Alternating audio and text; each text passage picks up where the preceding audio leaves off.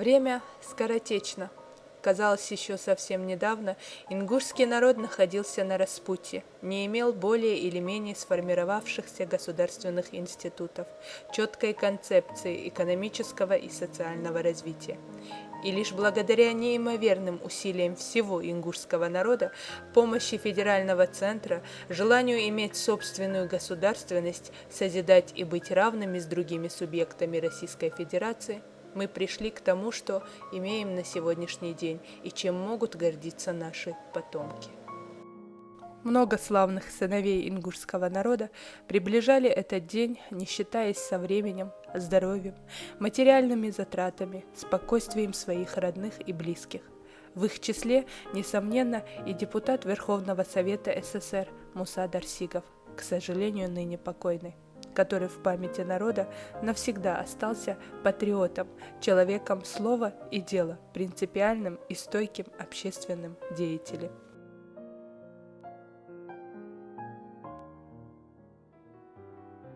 Муса Юсупович Дарсигов родился в 1938 году.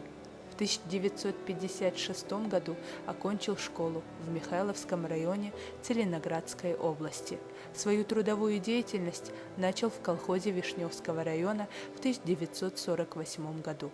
С 1960 года Муса Дарсигов работает бригадиром в совхозе Алханчуртовский Малгобекского района ЧССР. В 1974 году вступил в ряды КПСС. 26 марта 1989 года Муса Дарсигов всенародно избирается депутатом СССР. 31 мая 1989 года на съезде Верховного Совета СССР избирается членом Комитета Верховного Совета по делам национальностей. 26 июня 1989 года член Комиссии Совета национальностей по национальной политике и межнациональным отношениям. В 1991 году член Совета Союза.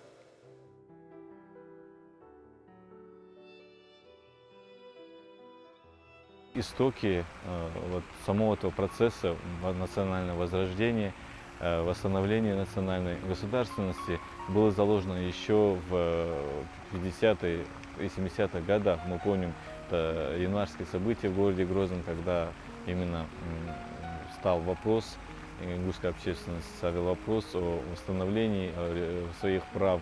В общем, и наиболее, конечно, активные процессы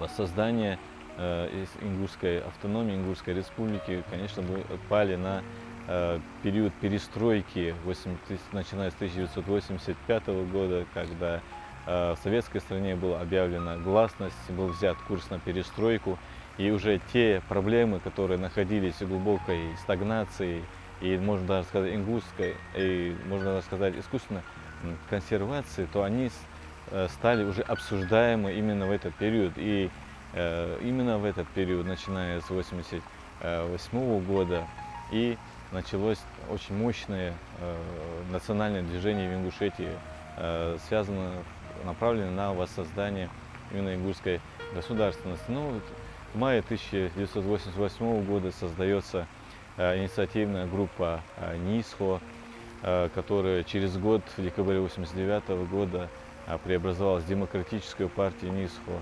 В том же 1989 году, в январе месяце, создается культурно-историческое общество Дякости.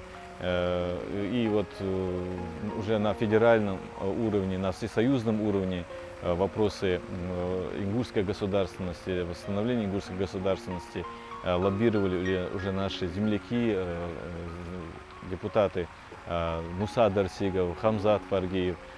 1989 год, конечно, это был годом, наверное, переломным в истории страны. Впервые избирались депутаты СССР, народные депутаты, и, соответственно, избирался Верховный Совет СССР. Это была веха, наверное, очень серьезная в истории. И, конечно, перед глазами очень много людей, учитывая, что я работал на постоянной основе в Верховном Совете СССР, был заместителем Ельцина Бориса Николаевича в Комитете по строительству и архитектуре. Первое ваше знакомство с Мусой Дарсигом, вот каким вы его запомнили? Ну, это было, наверное, 88-й год, наверное, когда нас избрали народным депутатом СССР, и делегаты Черногорской республики приехал в Москву. Ну, там разные люди были, но трое очень бросались в глаза. Это, с одной стороны, Махмуд Исимбаев со своей, так сказать, каракулевой шапкой ченской. А Фатеев был очень крупный сам по себе. И Муса, значит, он тоже такой крупный, такой, ну, такой, я бы сказал, даже широкоплечий мужчина. И они втроем сразу, вот, когда мы фотографировались, и втроем было видно сразу. Ну, второе, очень быстро, вот, по мере знакомства, мы начали вместе работать, там же постоянно шли заседания. Проявилась вот одна из таких, я бы сказал, наиболее его ярких черт – это воспитанность. Муса был воспитанный человек. Он никогда, так сказать, я не слышал, чтобы он, хотя он был такой немножко даже вспыльчивый, но воспитанный был. Никогда не слышал, чтобы он кого-нибудь перебил. Или там быстро полез там какое-то свое мнение высказывать. Ну, твердый, вот, ну, очень такой, я бы сказал, война настоящая. Война, говорю. Будучи уже избранным депутатом СССР, Верховного Совета СССР, Муса Юсупович уехал в Москву. Я, значит, как, не знаю, Муса Юсупович посчитал, что я гожусь для помощников. Один из помощников его был я. Люди до сих пор помнят неуемную энергию, настойчивость достижений своих целей и, конечно же, порядочность Мусы Юсуповича Дарсигова. К нему прислушивался Горбачев, Михаил Сергеевич Лукьянов, но и прислушался съезд, потому что съезд – это действительно была элита всех республик тогдашнего СССР. Все люди были известные,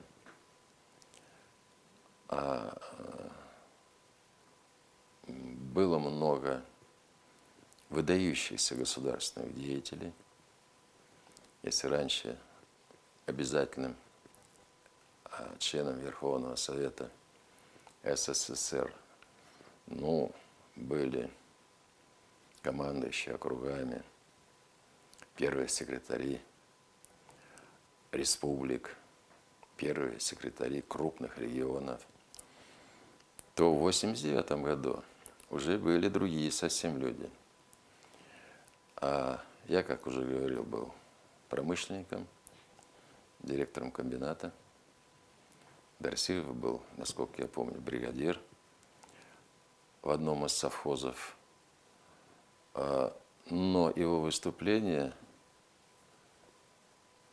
на трибуне съезда, я скажу, это были гораздо серьезнее, наверное, и продуманные, чем выступления многих секретарей, точнее, первых секретарей обкомов партий, республик, первых секретарей, которые по своему статусу без выбора фактически входили в состав съезда, в состав Верховного Совета СССР. Народные депутаты делились по группам.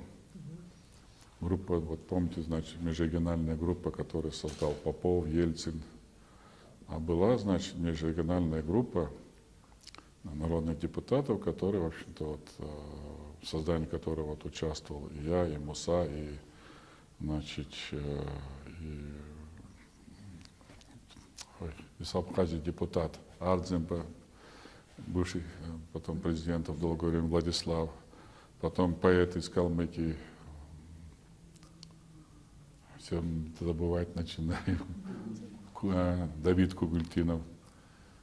Вот, и достаточно мощная группа автономных республик, народных депутатов, которые голосовали согласованно. И Муса был участником именно этой группы, и мы, в общем-то, многих решений, многих законов имели очень большой вес, потому что численность высокая была за автономных республик.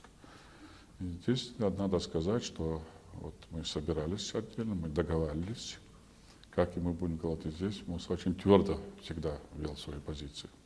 Депутат, депутат. Куда ни глянь.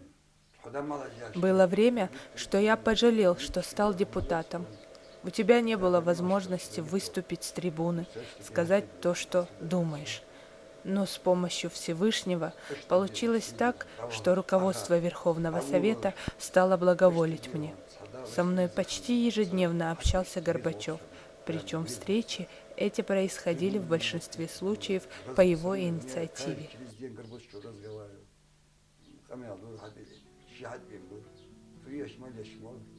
Не успев начать свой тяжелый путь в борьбе за справедливость, Муса Дарсигов своим человеческим обаянием сумел расположить к себе многих авторитетных людей. Полное уважение к Мусе Юсуповичу Дарсигову и слова известного в то время депутата Верховного Совета СССР Рафика Нишанова. Прежде всего хотел бы отметить, что съезд народных депутатов СССР был, можно сказать, выдающимся событием XX века. На съезде были представлены все слои населения Советского Союза и всех республик. Там были и ученые, и деятели культуры, и деятели промышленности, представители сельского хозяйства. Но это был очень выдающийся форум, который положил начало проведению серьезных перемен в Советском Союзе.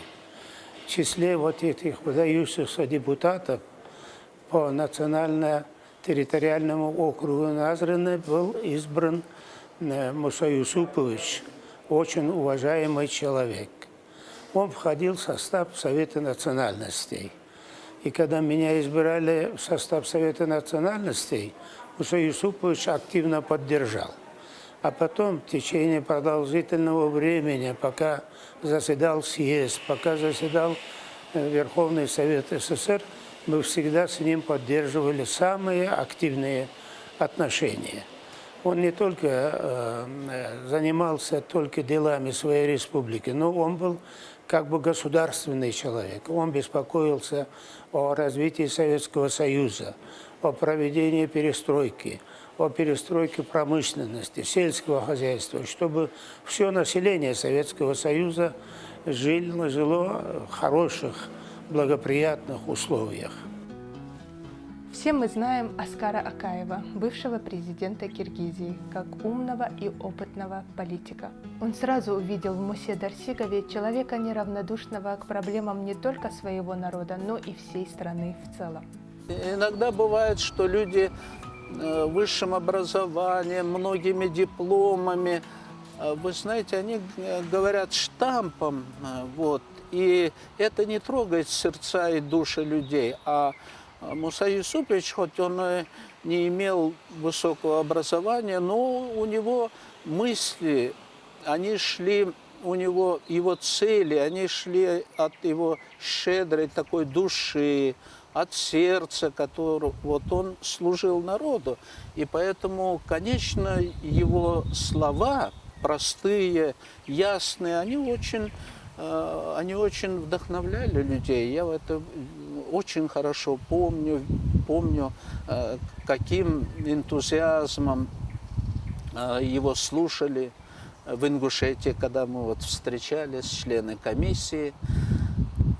Большой любовью к нему относились. И он оправдал, Муса Юсупович, считаю, сыграл ключевую роль как раз в принятии постановления, имеющего силу закона о реабилитации репрессированных народов. Таким образом, он сыграл такую выдающуюся роль не только для своего родного ингушского народа, но и для всех для всех репрессированных народов, а их ведь было много. Многие депутаты запомнили Мусу Дарсигова благодаря его активности. К нему прислушивались первые лица государства. С Мусой я познакомился здесь, в Москве, будучи депутатом Верховного Совета СССР. Муса активно занимался вопросом восстановления территориальной целостности Ингушской республики, ингушского субъекта. А мы тоже, Народный совет, оргкомитет, Народный совет, занимались параллельно тоже этим вопросом. Активно выступая, добывался и приема тогдашнему президенту Горбачеву Михаилу Сергеевичу, и объяснение ему суть вопроса, чтобы справедливо его разрешали. Обращался активно с ведущими депутатами и от союзных республик, и от Российской Федерации, с таким же депутатом, кто имел вес в этом вопросе, кто мог решать, повлиять на решение этого вопроса. Но он располагал к себе одним даже своим только видом. Вот первое, так сказать, слово, которое он скажет, его доброжелательность невероятная, такое вот чувство, причем сопряженное с чувством своего собственного большого достоинства. Он никогда не как-то не лебезил ни перед кем, никогда не старался там быть каким-то, я не знаю, сладким, сахарным и так далее. Он был очень спокойный, такой серьезный человек, но очень какой-то в то же время живой. И мог и улыбнуться, мог и пошутить. И был, вот, когда с ним встречался, то как-то вот это просто было приятно. Он был очень обаятельный человек. Очень такой, я бы сказал, незаурядная личность. Слово имеет депутат Дарсигов, подготовится депутату Прокушеву, потом Шаповаленко. 3 минуты. Уважаемый президент, уважаемые народные депутаты, я отношусь с репрессированным народом. Вы знаете, что ингушский народ поставил, он не сейчас, он лет 40 добивает своей правоты, но не может никак добиться истинной правды. Дарсигов добивался решения всех проблем, которые были там, на Северном Кавказе. В начале октября 1989 года с огромным трудом и с большими препятствиями Муса Дарсигов сумел встретиться с Михаилом Сергеевичем Горбачевым.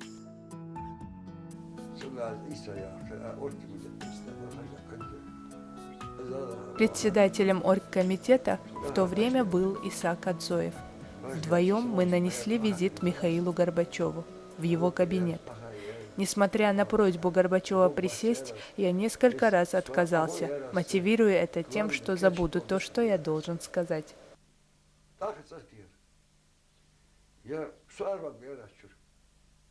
Горбачев прикрикнул, мол, садись.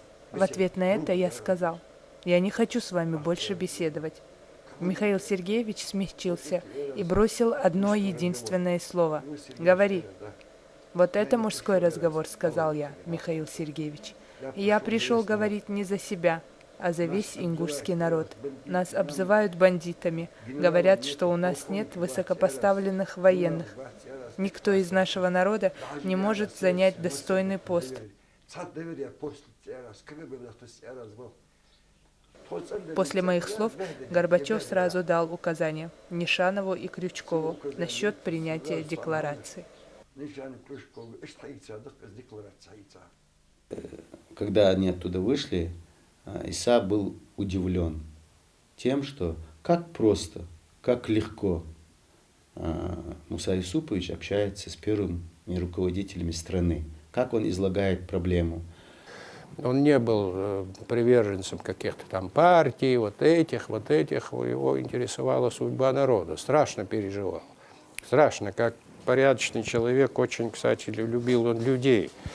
Так, и он все переживал, вот как, что, так вот. И, правда, один был период, когда он по несколько раз звонил мне. И домой, и на работу. Я ему сказал, я говорю, будут вопросы, всегда звони мне.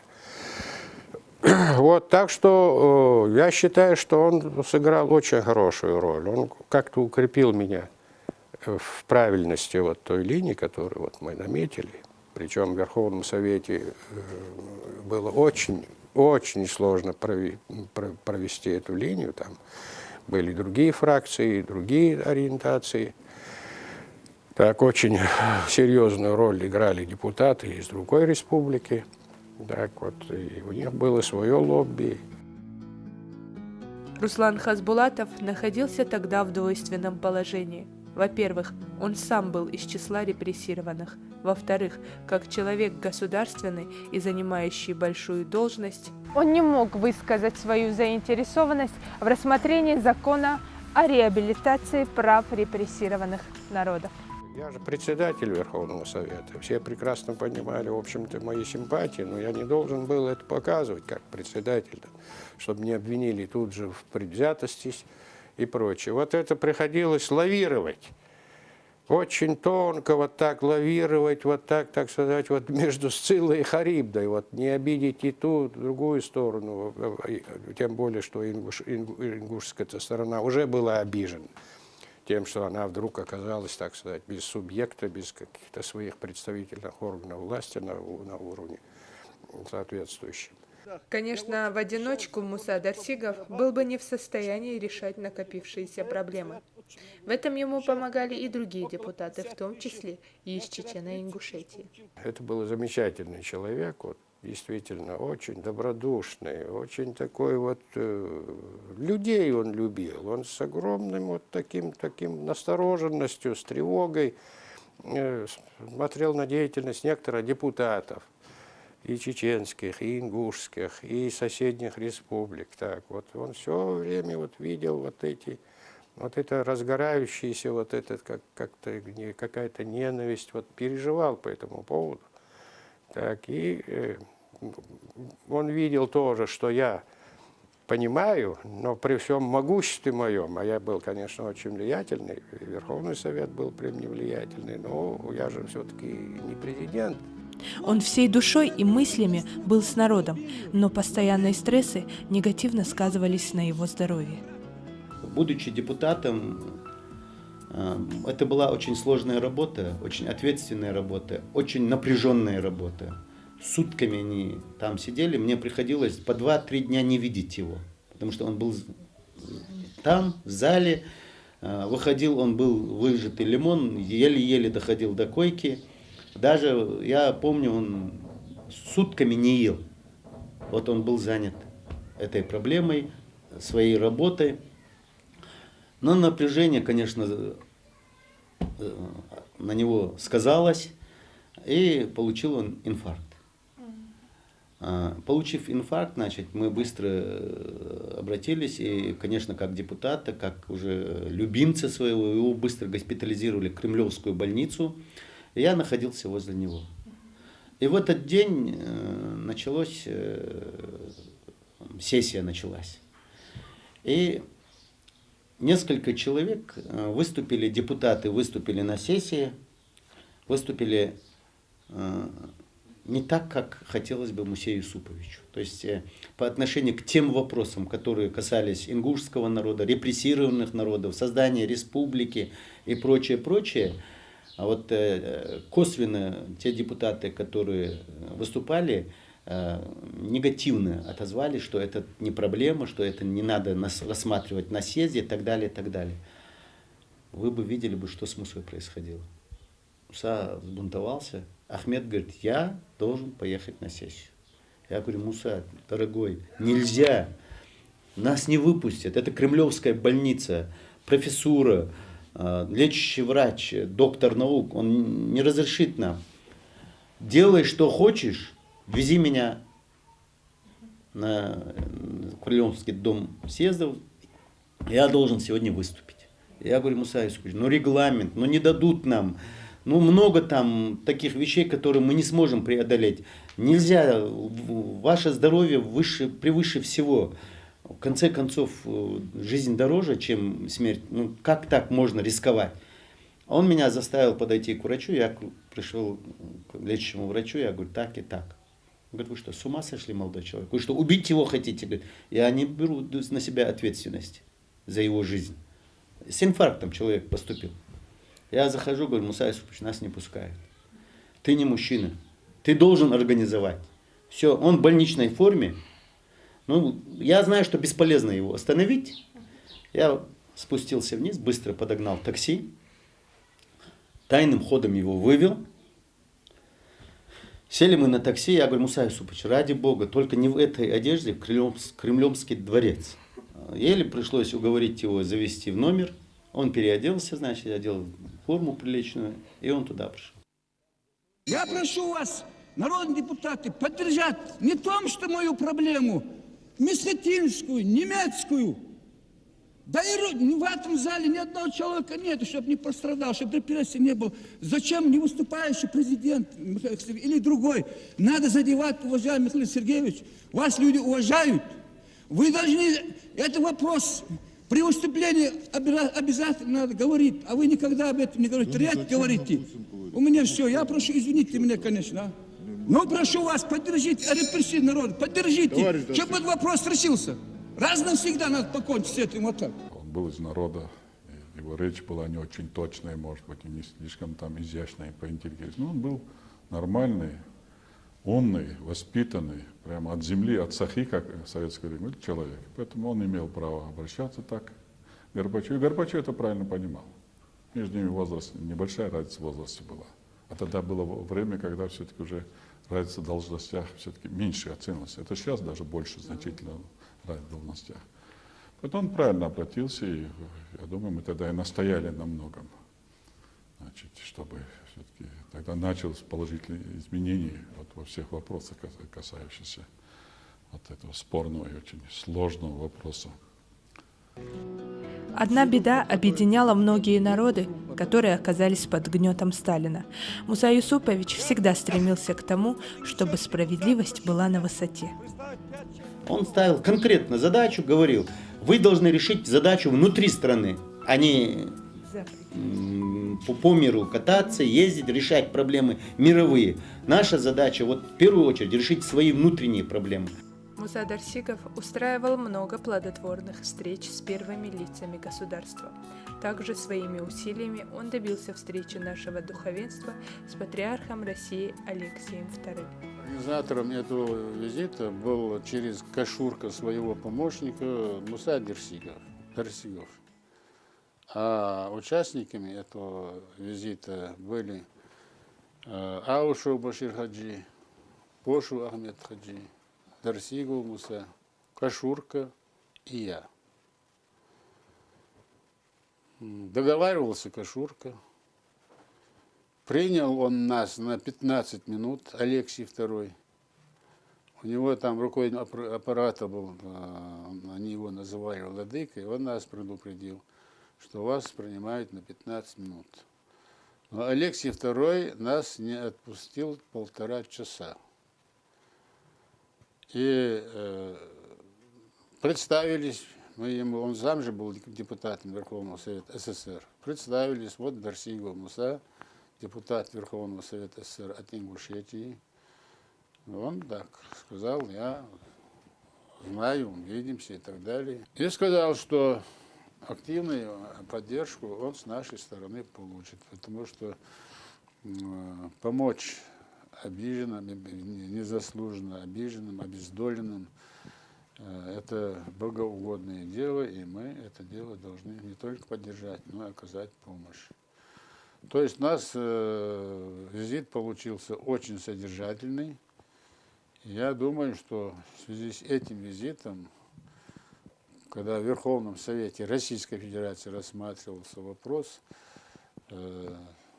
это повлияло, тоже повлияло, когда наша делегация была там в лице других, то он написал ходатайство Верховному Совету Российской Федерации. Я лично прошу поддержать этот обездоленный народ, дать им возможность жить на территории своей родины. Муса Дарсигов во время встречи с патриархом всея Руси Алексием II говорил о проблемах ингушского народа и высылке настолько проникновенно и убедительно, что патриарх слушал депутатов от Чечено-Ингушетии целых 1,5 часа вместо заявленных 15 минут и был очень растроган. От начала до конца полностью мы раскрыли ему эту проблему и положили его на стол. Ему. И после того, он очень внимательно нас слушал, и когда отдельные моменты, мы говорили об отдельных моментах, о тех зверских издевательствах над нашим народом, когда нас выселяли, и у него даже иногда слезинки падали. Настолько была трогательная эта тема. И в заключении и Муса, и мы ему сказали, что мы хотели бы от него, как от главы христианского направления, была поддержка в решении этого вопроса. Мусу Дарсигова я уже знаю более 20 лет.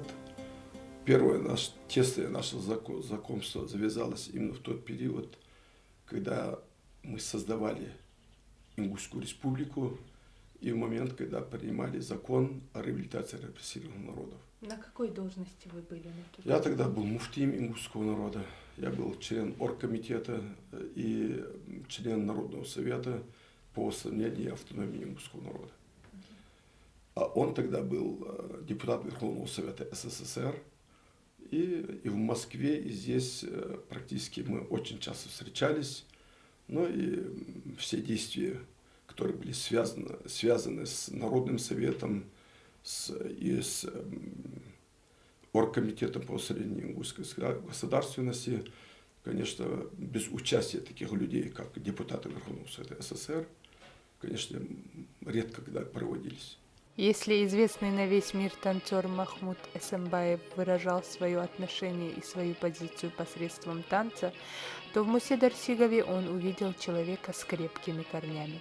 Именно благодаря ему Муса Дарсигов смог познакомиться с людьми, которые так или иначе могли помочь ему в достижении поставленных целей. Я как бы помогал Махмуду Эсэмбаеву что-то выполнять юридические работы, а он сказал, ну, ты национальные вопросы касаешься, все время меня спрашиваешь, вот, я тебя потом познакомлю с ингушами, Дарсиговым и Фаргиевым, да.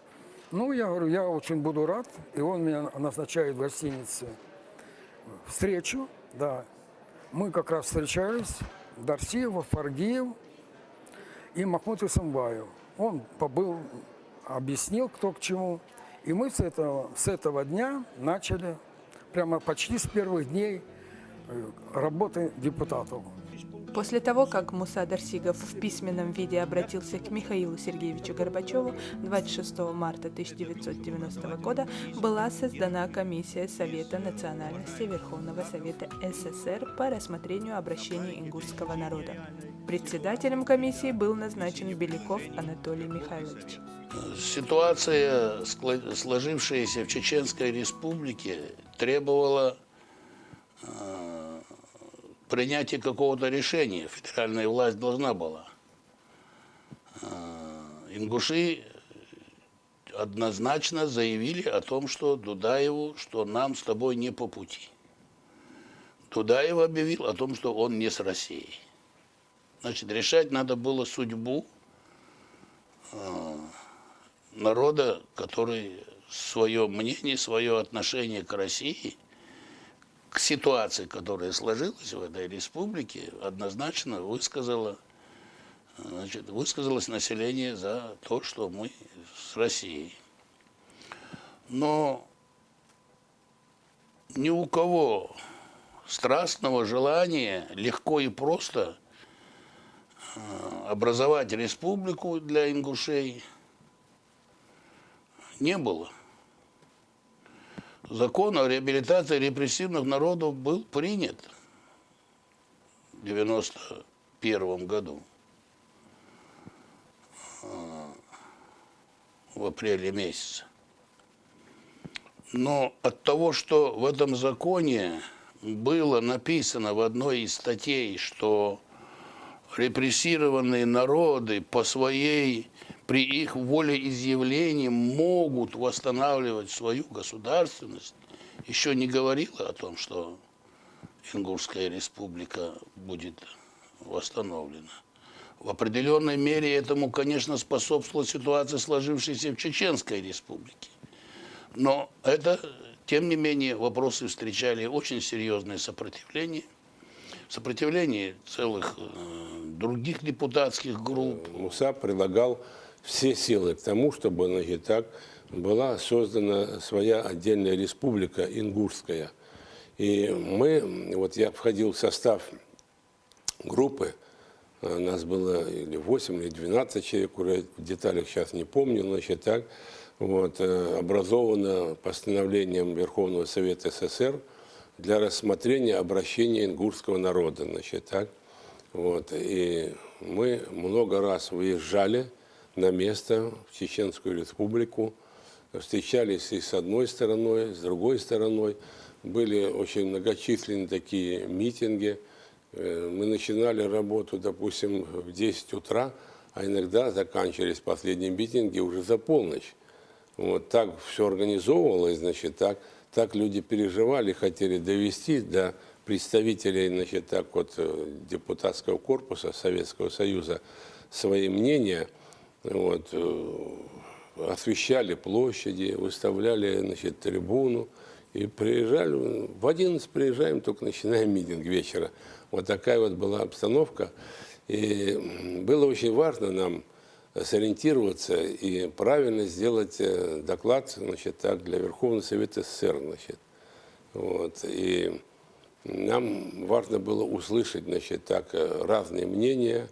И мы, конечно, сумели выбрать рациональное зерно из тех высказываний, которые были многочисленные.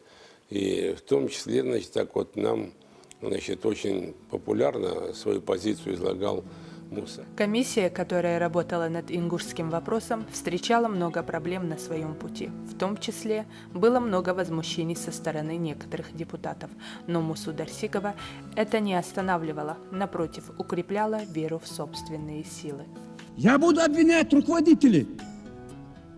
Разве можно так подавать, не голосуйте? Ведь комиссия работала по ингушскому вопросу, дала заключение. Ни у меня не спрашивают, и у вас не будут спрашивать. Не надо так говорить, не голосуйте. Он был истинный, искренний патриот Ингушетии. Он еще по ходу работы съезда и по ходу работы сессии Верховного Совета СССР неоднократно поднимался на трибуну, неоднократно заходил ко мне на беседу и всегда ставил вопрос о самостоятельности Ингушской республики, что допущенные во времена Сталина ошибки о переселении целых народов, чтобы было исправлено, и Ингушетия, чтобы не оставалась в составе Чеченской республики, а была самостоятельной республикой. По воле судьбы я как раз, а может быть, и Муса Юсупович рекомендовал, потому что мы были знакомы, мы дружили, мы были коллегами. Одним словом, я не помню, кто рекомендовал, но меня тоже избрали в состав этой комиссии. И я большим удовлетворением вспоминаю, как работала комиссия. Комиссия была очень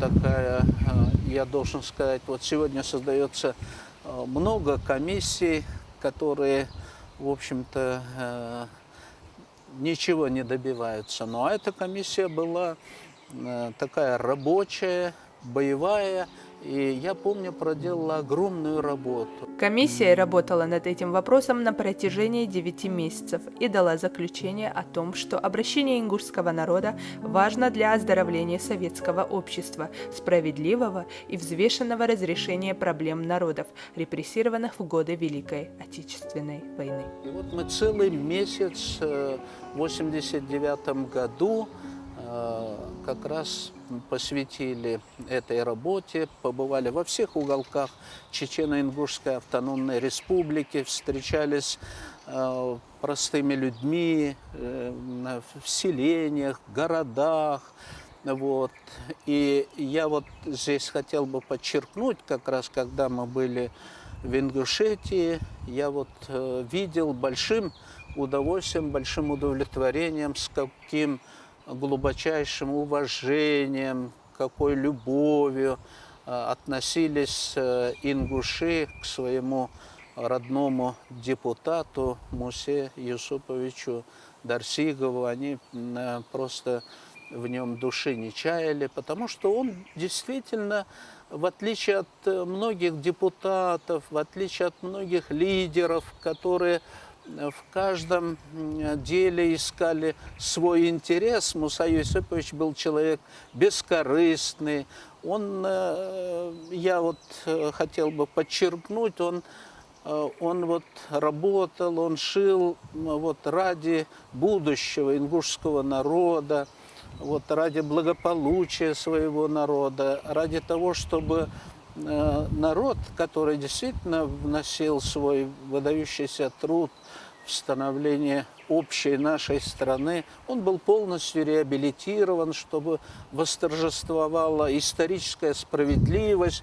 Он это очень хорошо понимал, вот, и он был хорошим пропагандистом. Я помню, как вот приезжаем, вот народу много стоит на площади, а первый ряд, значит, так стулья стоят и сидят старейшины. Это надо учиться другим народам, значит, как уважать, значит, вот, пожилых людей, старейшин своих, значит, так. Вот. Ну и мне очень понравилось, что никогда не звучало, значит, каких-то призывов, значит, так, к насильственному захвату, к насильственному решению.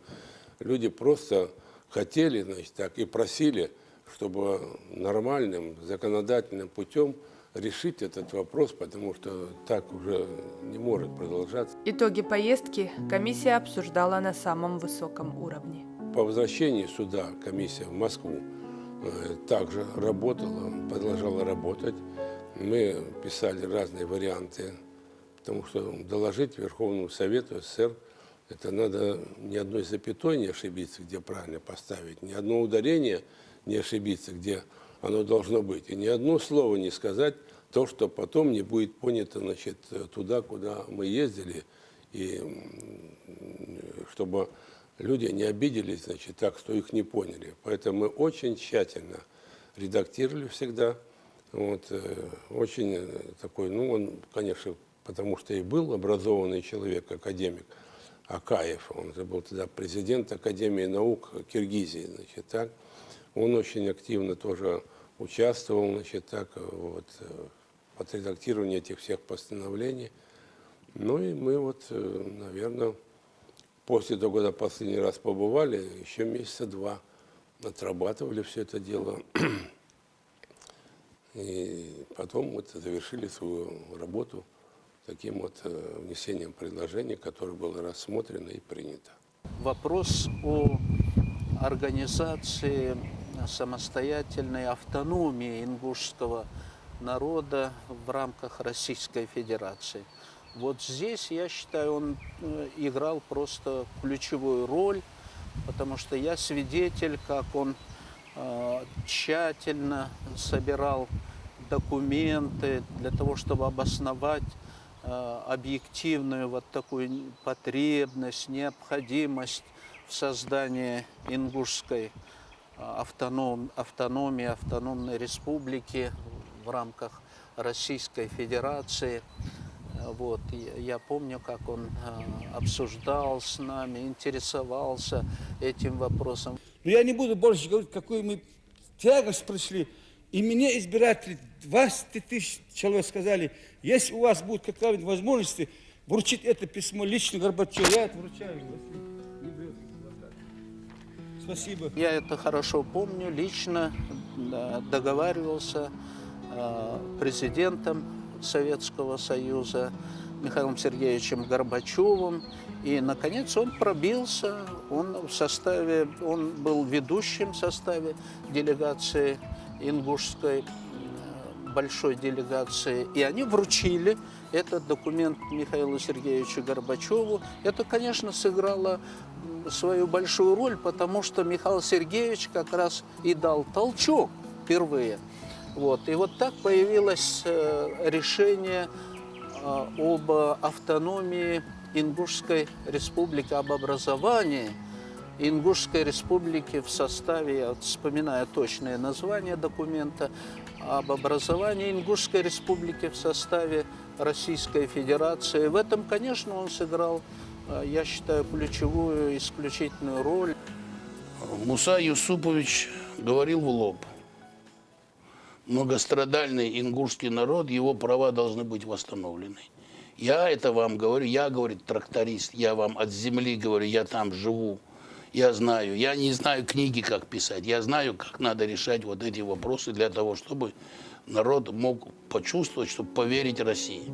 Так где правда? Почему сегодня я должен кланяться, ходить к руководителям, отдай мою землю? Почему это так творится? Говорил грамотно, говорил с трибуны съезда обоснованно. И можно себе представить, когда в зале сидит около 5000 человек,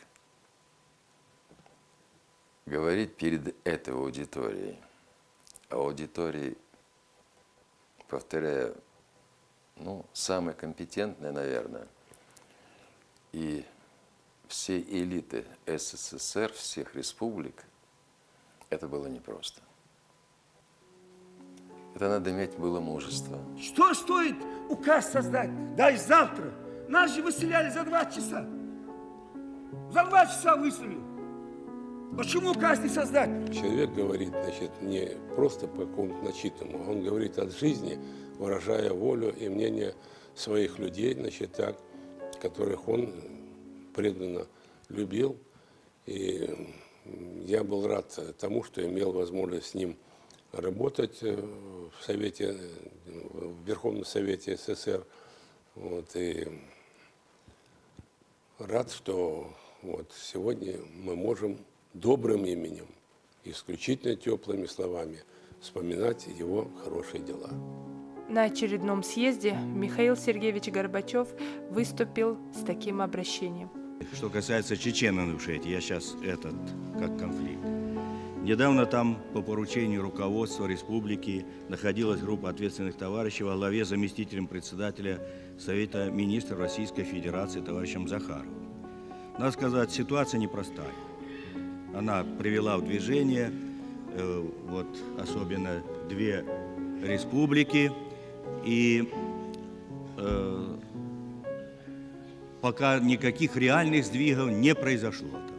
Поэтому товарищ Воротников и Власов направили письмо в Центральный комитет КПСС и Верховный Совет СССР, где они в конце указывают, что учитывая, что создавшаяся в Чечено-Ингушской ССР ситуация является весьма сложной и, очевидно, требует более углубленного изучения, считаем целесообразным незамедлительно создать специальную комиссию Совета национальности и Верховного Совета СССР для рассмотрения вопроса на месте. У меня остались самые лучшие впечатления о Михаиле Горбачеве. Человек порядочный, чистый. Он никогда не пытался сделать плохое моему народу. Именно благодаря ему были отменены все преступные законодательные акты, которые принимала клика Сталина и Берия. Не было бы его, ничего хорошего для нас не произошло бы. С Горбачевым он в любое время на прямой дистанции разговаривал.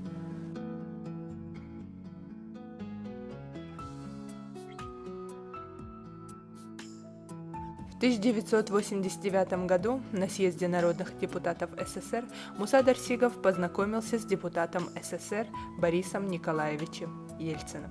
академиком Андреем Дмитриевичем Сахаровым и Михаилом Александровичем Бочаровым. Впоследствии, когда Бориса Николаевича Ельцина выбирали председателем Президиума Верховного Совета РСФСР, по просьбе помощника Бориса Николаевича Ельцина Михаила Бочарова, наш герой организовал группу поддержки, и Борис Николаевич был избран председателем Президиума Верховного Совета РСФСР. Взамен за столь тяжелый труд Муса Дарсигов хотел лишь одного, чтобы Ельцин решил вопрос по созданию Ингушской республики. Он очень беспокоился о культуре, быте, традициях своего народа. Он хотел, чтобы эта традиция развивалась в современных условиях, соответствующих нынешнему этапу развития человечества. Он хотел немедленно, так торопился, чтобы прямо по ходу работы съезда, по ходу работы сессии Верховного Совета это было осуществлено. Но я ему говорил: Мусабек, дорогой, ты не торопись, мы ради этого все работаем, это будет осуществлено. И действительно, по происшествии некоторого времени это осуществилось. И я рад, что ингушский народ выбрал самостоятельный путь развития и в составе Российской Федерации развивает свое хозяйство, свою культуру, свой родной язык и под руководством нынешних руководителей добивается необходимых успехов. 30 ноября 1991 года ингушский народ провел референдум, где изъявил желание остаться в составе России самостоятельной республикой. Салам алейкум. Не может быть неправого народа. Могут быть неправы руководители и их действия, но только не народ. Какой бы он малый ни был, малый, средний, большой, неважно, народ всегда прав. И то, что принял сейчас решение позавчера Верховный Совет Российской Федерации реабилитировать все репрессивные народы Российской Федерации, я вам об этом официально заявляю. Это значит, реабилитирован репрессивный ингушский народ.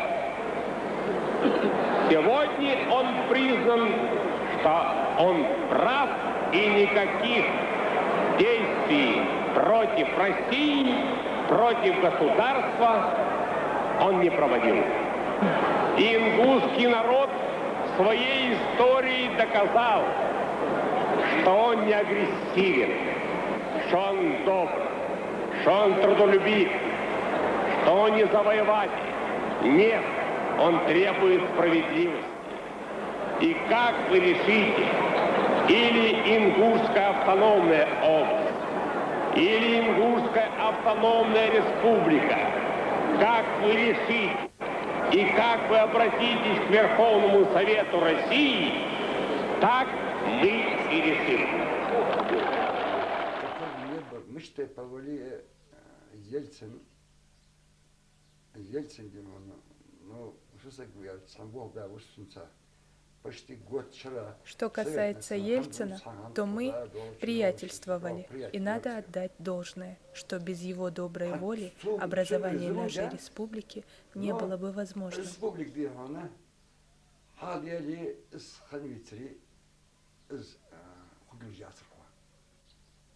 Ну, заставить переачок.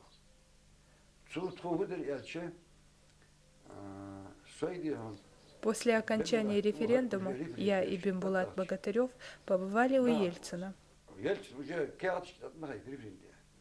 Я, как бы пользуясь своим привилегированным положением, зашел и сел на диван. До этого он меня принимал, по моим подсчетам, 23 раза. Я организовал его встречи с разными людьми. 23 раза.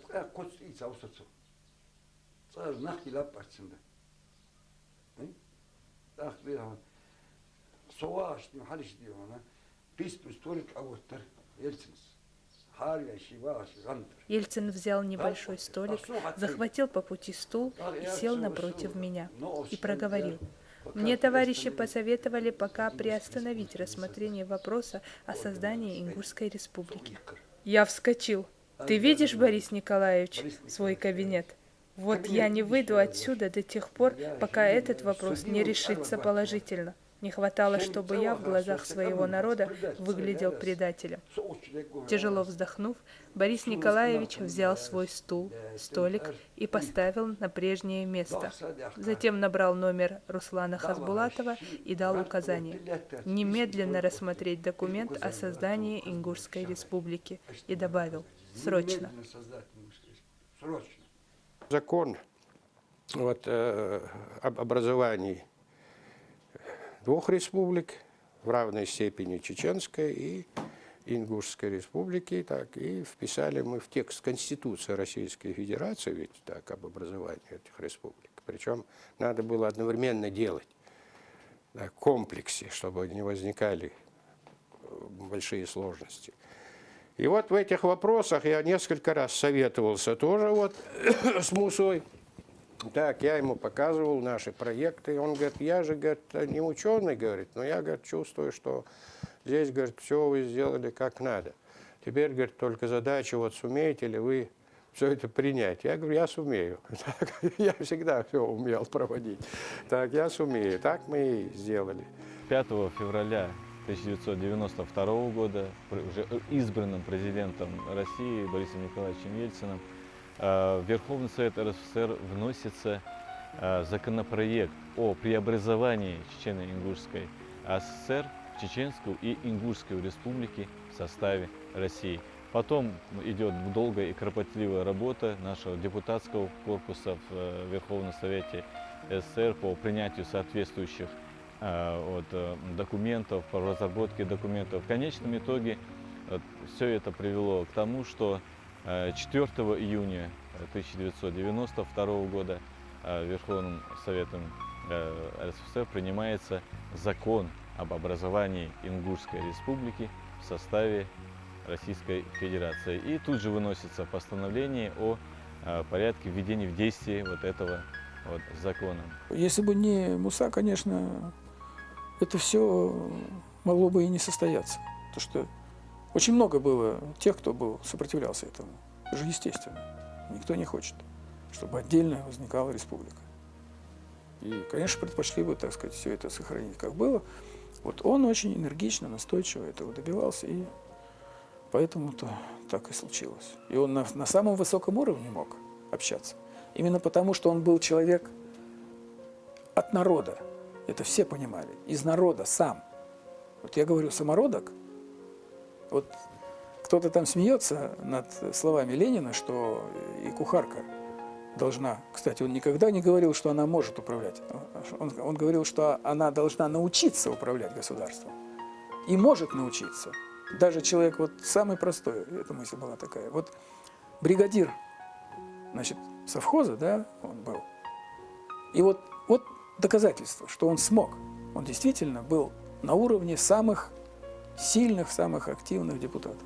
Эти два, можно сказать, его выдающихся деяния, вот, которые увенчались успехом, это его вклад неоценимый в принятие постановления о реабилитации репрессированных народов, и второе – об образовании Ингушской республики в составе Российской Федерации.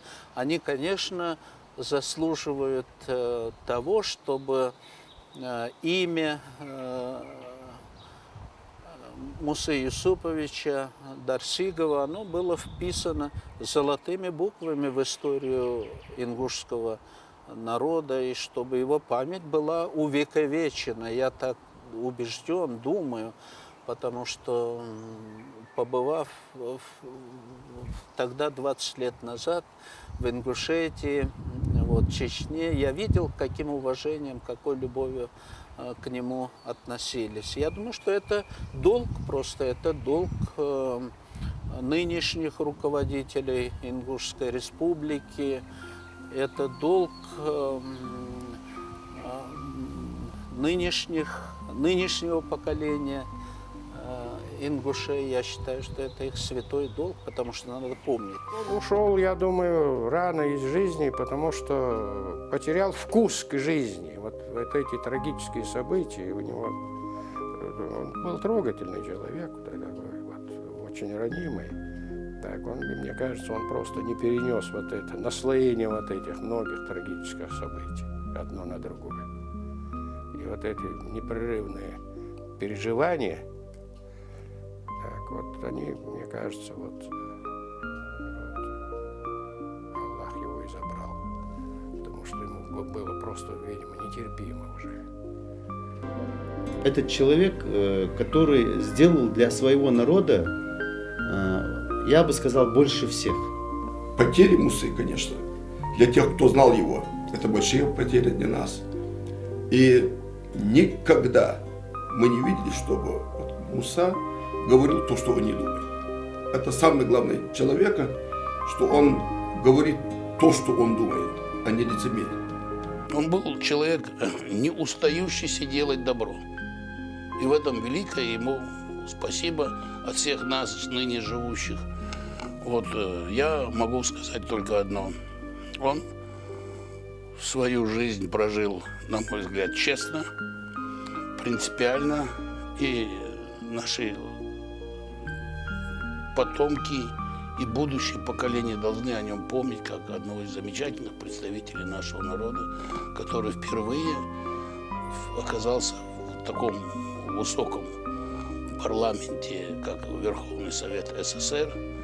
Но что он делал, мало кто тогда. Даже там были ответственные руководители республик, в том числе и репрессированных народов. Но Мусе в этой борьбе принадлежит особое место. Сегодня республика состоялась, но вряд ли кто догадывается, как трудно было стоять у истоков ее создания. Жизненный подвиг Мусы Юсуповича Дарсигова не был отмечен на должном уровне, но будем надеяться, что этот пробел все-таки будет восполнен. Ингуши народ, я считаю, особенный. Они очень всегда были сплоченные, очень были единодушные такие, всегда стремились к справедливости, к добру. И я, конечно, от всей души поздравляю всех людей, живущих там, с этой замечательной юбилейной, можно сказать, датой, потому что 20 лет – это серьезный срок. И я надеюсь, что республика будет дальше жить и расцветать, чтобы люди были счастливы. С 20-летием нашей республики весь ингушский народ поздравляет тех, кто в той или иной мере был причастен к ее созданию. 20 лет – это небольшой срок в истории, если взять. Но вместе с тем, для народа, который приобрел свой суверенитет, свою независимость, это важнейший срок. Мы видим, что за эти 20 лет ингушский народ добился выдающихся успехов в развитии народного хозяйства, развитии культуры, становлении государственности. Я от души поздравляю с этим событием весь ингушский народ. Желаю им здоровья, благополучия, и чтобы их светлые мечты всегда были осуществлены. Дорогие ингуши, я хотел бы от всего сердца, от всей души поздравить вас с предстоящей годовщиной образования Ингушской республики в составе Российской Федерации. Пожелать трудолюбивому ингушскому народу благополучия, процветания, а самое главное мира, чтобы был мир на этой земле. И тогда, я убежден, трудолюбивым ингушским народом будет создано процветание. И я убежден, что народ Ингушетии внесет свой достойный вклад в дальнейший прогресс и процветание Российской Федерации. Поздравляю весь ингушский народ, и не только ингушский, а все народы, которые проживают на территории Ингушетии, с этим великим праздником, когда мы имеем свою государственность, имеем свои институты, свое руководство. Мы определены как субъект Российской Федерации, как народ Российской Федерации. Желаю успехов всему нашему народу Ингушетии, дальнейшего процветания. Пользуясь случаем и в связи с тем, что в ближайшее время будет уже серьезная дата, 20 лет это все-таки серьезная дата со дня основания республики, я как человек, который имел какое-то отношение прямое к реализации этой идеи, хочу от всей души пожелать, значит, всему ингушскому народу счастья, здоровья, процветания, чтобы республика развивалась, чтобы она была, значит, настоящим, полнокровным членом нашей Российской Федерации. Я уверен, что сегодня правительством России делается все для развития Кавказа, Северного Кавказа. И я думаю, что, значит, трудные времена, которые сегодня еще имеют место быть у нас объективно, они все-таки будут скоро завершены. И я думаю, что больше будет улыбок, больше будет счастья, больше будет радости на всех лицах. Я этого желаю от души всему ингушскому народу.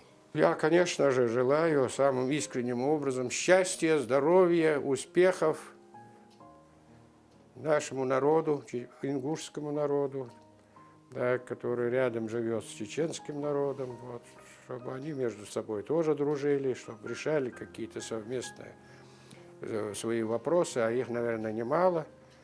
Ну, конечно, Ингушетия прошла очень трудные судьбы. Так, хотелось бы надеяться на то, что процесс становления так, будет более такой вот позитивный. И, конечно, я хотел бы пожелать всем. Здоровый народ должен быть здоровый. Я хотел бы пожелать здоровья, счастья, успехов. 20 лет – это, конечно, большой исторический, в рамках нашей жизни, исторический период. А для мира, конечно, 20 лет – это вроде бы как одно мгновение. И, наверное, в эти дни, в преддверии эти 20-летия, и на самом, наверное, празднике, который, я думаю, что должен отмечаться в Ингушской республике, учитывая, что это фактически образование новой структурной единицы Российской Федерации, и, в принципе, пройдено много и тяжелых моментов становления Республики Ингушетия, и много было бед, и много было успехов. Я думаю, что впереди гораздо лучшие времена, но никогда не надо забывать тех, кто стоял у истоков этого 20-летнего юбилея. Все они сделали настолько много, вроде бы для небольшого народа Ингушской республики, что, наверное, должны остаться в памяти всего населения. Каждый из наших людей, каждый гражданин республики в полном объеме осознает эту значимость этого процесса. Сейчас на пороге мы отвечаем, мы на пороге стоим 20-летие республики, и каждый из нас должен вносить стройный фундамент этого здания, которое называется Ингушская республика, в свой вклад в ее возрождение, в ее процветание и ее развитие. Пошло ли мое депутатство не во вред, а на пользу республике? Пускай рассудит время. За 20 лет со дня создания ингушской государственности изменилось и сделано многое, и в этом тоже заслуга Мусы Дарсигова. Это и своя столица, город Магаз, и учебные заведения, и промышленные объекты, и культурные учреждения, собственные средства массовой информации и, конечно же, люди, все активнее включающиеся в процесс созидания и строительства республики. Этот набирающий обороты процесс выявил среди нас массу талантливых людей, ученых, артистов, врачей, предпринимателей и даже альпинистов, которым смиренно покоряется неприступный Эверест. Заявили о Ингушетии в полный голос и наши спортсмены. Чемпион мира. Очень интересный поединок. Олимпийский чемпион Пекина. Одним словом, нет, пожалуй, на всем постсоветском пространстве, да и во всем мире, людей, которые не знали бы о Ингушетии.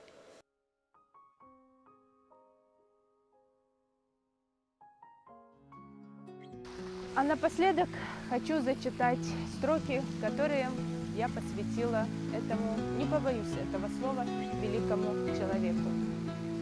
Все проходит, и жизнь гаснет, как уголек, но память нас часто приводит к тем, кто от нас сегодня далек, к тем, кто себя никогда не жалел в борьбе за правую жизнь, к тем, кто сложный путь одолел, не дав свой народ даже словом унизить.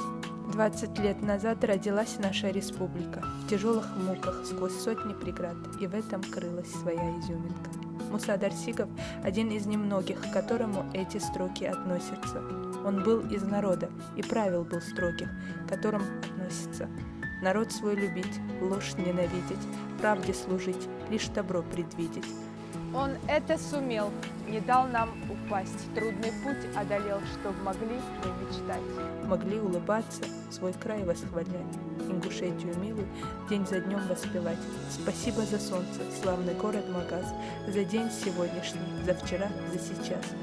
Вы в памяти нашей живы всегда, вам дань уважения не выдать сполна.